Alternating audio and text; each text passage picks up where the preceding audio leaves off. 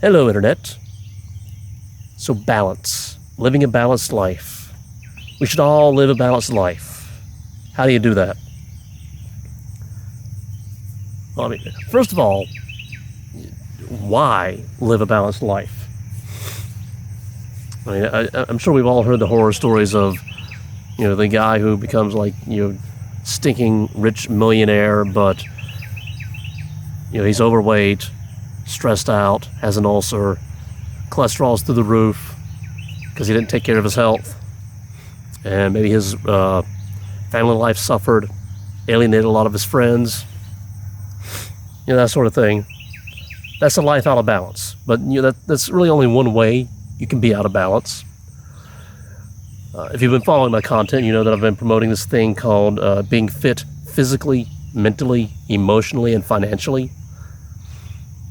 Or as Ty Lopez would put it, the health, wealth, love, and happiness. All that. I don't really stress the love because I don't know, it's not something I care about.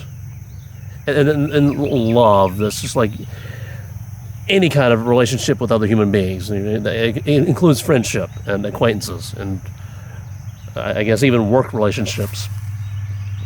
And I guess that goes in with the emotional fitness.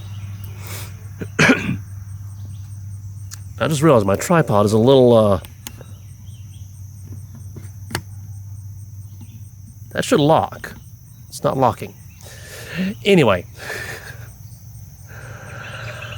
and I have a little personal story about how being out of balance can cause problems.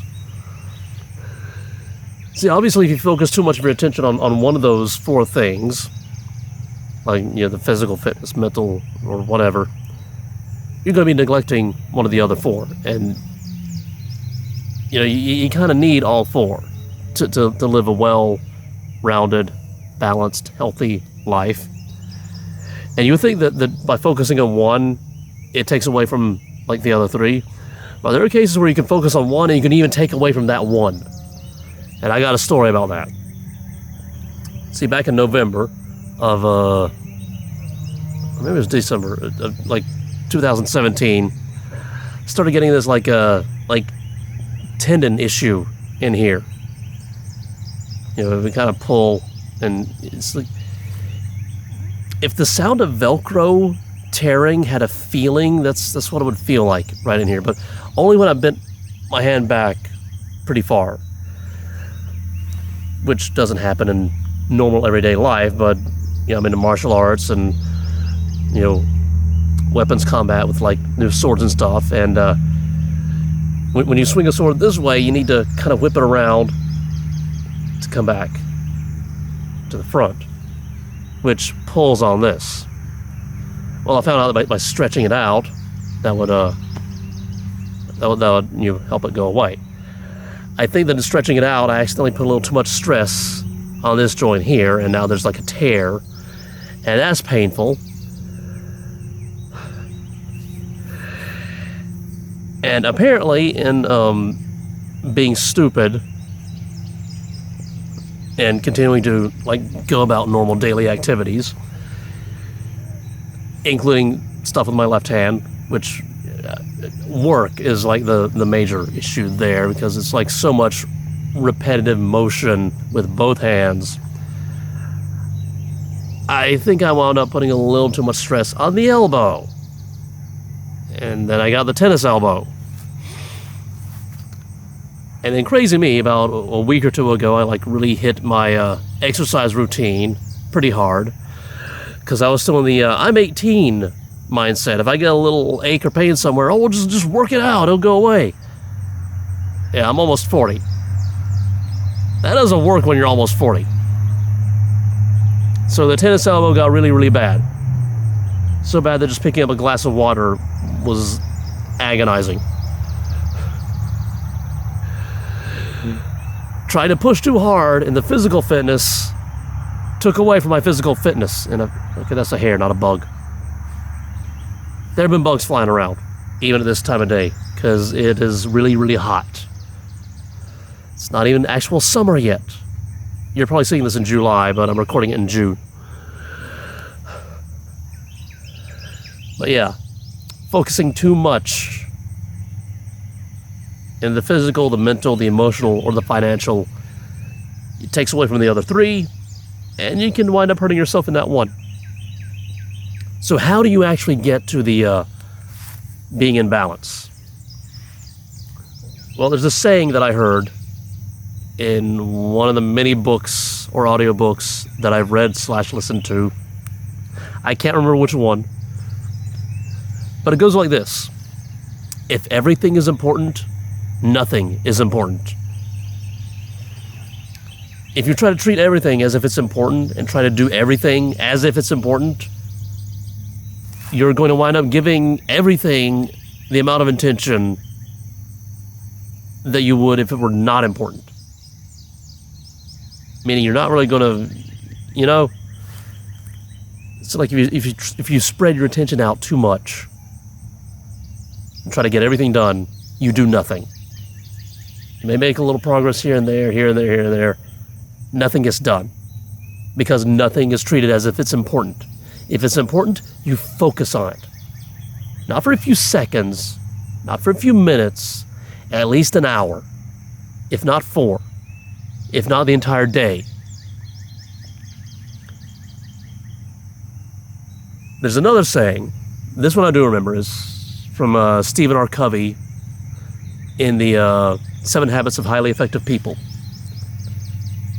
I do not have a physical copy with me because it was an audiobook that I listened to. But it goes like this. Actually, it's one of the 7 rules. I don't remember which 7, but put first things first.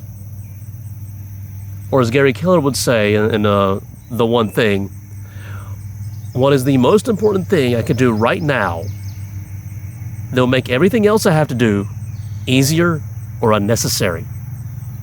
Focus on one thing at a time. It doesn't have to be the same thing every single day, because obviously, back to the example of the guy who becomes a millionaire, but he sacrifices health and family relations and probably some other things as well. That's what happens when you focus every day on one thing and forget everything else. Sometimes you have to have multiple goals. Each of these, like 4 different aspects, these 4 corners, or these 4 foundations, 4 corners, 4 cornerstones, whatever you want to call them, whatever fancy buzzword you want to give them, these 4 things. Physical fitness, mental fitness, emotional, and financial. You need goals in each one. And you need to make progress toward each of these 4 goals. At least 4 goals, at least 1 each. But you can't work on them every day. I mean, if you have enough time, obviously you can work on each one each day. But if you're like me, you have a job that all it does is pay the bills, and you want out of it. You want to be doing something that you enjoy, but you want that thing that you enjoy to be your source of income. And by the way, that's a goal. Getting the thing that you enjoy to become a source of income. That's like a financial goal. You need to work on that at least 1 day a week. But you can't work on it every day. And you can't work on it every moment of every day. Because again, if you're in my camp of not having the job that you want, you still have to go there because you need to pay your bills. And then when you get home, it's like you got to drive there, you got to drive back. That takes up time. You got to eat. And you got household stuff to do. Because, I mean, if you live alone like me, you got to do everything. You got to do the grocery shopping. You got to do the cooking. You got to take care of the car. So at the end of each day, you have like 1, 2, 3 hours to focus on one thing. But it can't be the same thing every single day. This is a principle called counterbalancing. Instead of trying to do a little bit of each of the 4 things in every day, one thing a day, just one goal a day, focus fire on that. The next day, a different goal, focus on that. And the next day, a different goal, and and eventually you come back to making progress on the first goal. Counterbalancing. You balance your life by counterbalancing. Don't try to do everything in one day. Pick one thing to focus on in one day, and the next day pick a different thing. You can't do everything in one day, but you can't focus on one thing every single day. Spread out, but give each thing enough attention that is treated as if it's important. Because if it's not important, you might as well not do it at all.